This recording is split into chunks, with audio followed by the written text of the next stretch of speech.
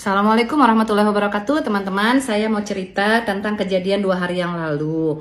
Jadi ini hati-hati terhadap oknum rumah sakit. Ini oknum ya.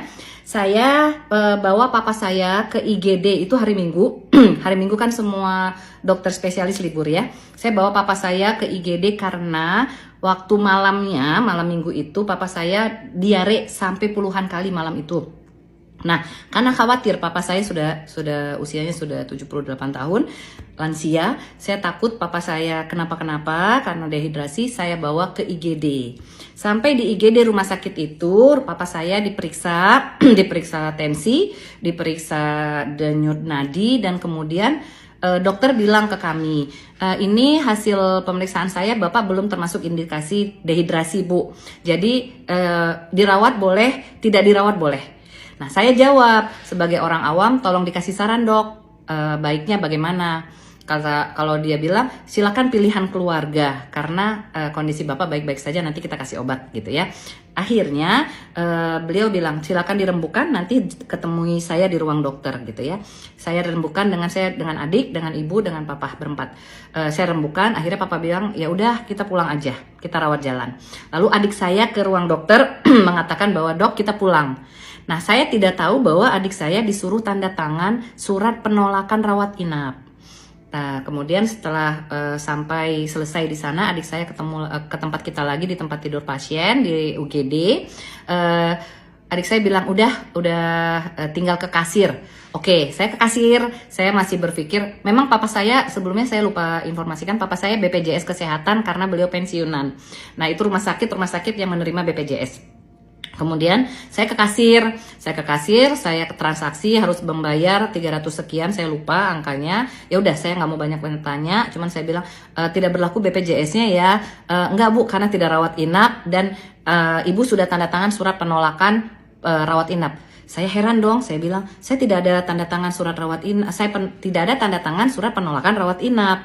Ada Bu, ditunjukin. Saya tanya adik saya, emangnya ada ya Ci? Ada disuruh tanda tangan? Iya, tadi disuruh tanda tangan. Saya balik ke dokter, saya tidak mau takut terjadi apa-apa gitu ya. Mana tahu nanti papa saya harus balik lagi ke rumah sakit itu. Saya balik lagi ke dokter. Dokter, saya kan tidak mengatakan menolak dirawat. Kenapa saya harus tanda tangan surat pernyataan penolakan dirawat? Oh, iya Bu, itu prosedurnya. Jawabannya seperti itu. Tapi saya tidak menolak loh dok. Kenapa harus saya tanda tangan menolak? Kalau dokter suruh rawat, saya nurut. Kami orang awam, kami mementingkan keselamatan papa kami. Saya bilang, oh mohon maaf kalau begitu Bu, ada miskomunikasi. Dicabut aja suratnya. Di situ saya udah aneh. Tapi ya sudahlah, saya nggak mau ribut gitu ya. Kemudian saya bayar. Nah, sebelum berangkat ke rumah sakit memang saya telepon sepupu saya. Beliau memang seorang orang yang bekerja di BPJS Kesehatan gitu ya. Beliau di Medan. Nah, ini kan ponakan papa saya gitu ya. Jadi beliau tahu saya sedang ke rumah sakit bawa papa saya. Beliau telepon, beliau telepon dan tanya bagaimana papa gitu. Kami masih di rumah sakit. Udah beres kan di cover BPJS kan? Dia jawab, enggak, ini ada yang nggak di cover karena tidak dirawat, saya bilang. Tapi saya udah bayar, udahlah mau pulang, saya nggak mau ribut juga ya. Terus dia bilang, saya mau bicara sama dokternya. Dan dia berbicara sama dokter. Sayup-sayup yang saya dengar adalah ada beberapa pertanyaan, ternyata ada prosedur SOP yang harusnya dilakukan oleh dokter terkait pelakuan untuk lansia, apalagi diare ini kan emergensi ya, kita nggak pernah tahu kalau dehidrasi itu bisa berbahaya dan lain-lain. Saya tidak tahu apa yang tidak terlalu jelas apa yang dibicarakan, tapi memang secara medis. Nah kemudian saya ambil teleponnya, sudah selesai, saya juga tidak mau memperpanjang, kami pulang. Persiapan untuk beres-beres pulang, mau keluar pintu rumah sakit dijegat. Dipanggil oleh kasir, ibu-ibu mana tadi notanya, invoice-nya, kenapa saya udah mau pulang gitu ya, karena obat udah di tangan, sudah bayar juga. Katanya enggak Bu, ini ditanda tangan aja Bu. Kenapa? Iya Bu, uangnya dikembalikan utuh uangnya yang tadi dibayar. Saya tanya kenapa? Iya Bu, ada kesalahan. Dan saya memang tidak mau ribut lagi karena kasihan papa juga udah lemes ya. Akhirnya saya pulang. Tapi di jalan saya telepon lagi sepupu saya. Ternyata informasi orang yang paham gitu ya. Ternyata dokter ini tidak melakukan salah satu SOP. Salah satunya ya bahwa untuk emergensi lansia harusnya dilakukan pemeriksaan darah untuk mengetahui elektrolit dari si pasien, apakah dia dehidrasi atau tidak. Karena hanya papa saya tidak dilakukan itu, hanya pemeriksaan tensi saja. Jadi, dan kemudian ada peraturan-peraturan gitu. Apalagi saya mengatakan saya harus tanda tangan surat yang tidak harus dilakukan harusnya, karena saya tidak menolak gitu. Dan yang terfikir oleh saya, inilah oknum rumah sakit.